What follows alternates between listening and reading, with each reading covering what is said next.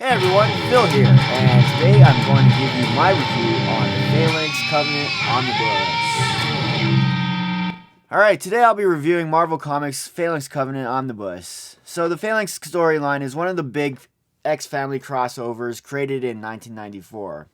Main writers and artists involved were Scott Lobdell, Joe Madeira, Fabian Nicieza, and one of my personal favorites, Andy Kubert. So the omnibus itself is a hardcover book, fully colored, and it's a slightly bigger ratio than a standard comic book size. So if I put a standard comic book against the omnibus here, you can see that the omnibus towers over it.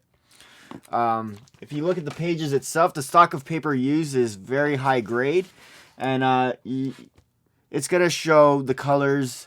And it's going to way brighter, cleaner, and crispier. So, anyways, let's see what's under the dust jacket.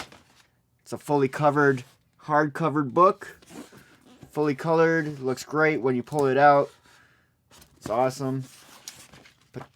So the story itself, as far as the plot goes, the Phalanx Covenant storyline takes place after Jean and Scott's wedding. And what the Phalanx is the techno-organic remains of the deceased warlock and Stephen Lang's hatred for the entire mutant species.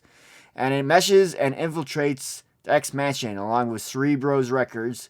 And it captures the main X-Men, which makes one of the reasons why the storyline is unique. Having the main X-Men captured has little involvement in the entire storyline, but there's a reason for this, and the reason was to usher in yet another X title named Generation X. So there's a lot of first appearances that end up being Generation X. Alright, so some of the first appearances include Skin, Blink, Sync, Douglock, and M. Some of my favorite highlights of the storyline is the mixing of teams. One of my favorite being White Queen, after being in a coma for several issues, awakens and teams up with Banshee, Sabretooth, and Jubilee. As far as the actual omnibus goes, everything is great. The binding is nice and strong and has so far held the pages together. The colors are printed very vibrantly and overall is a great collection.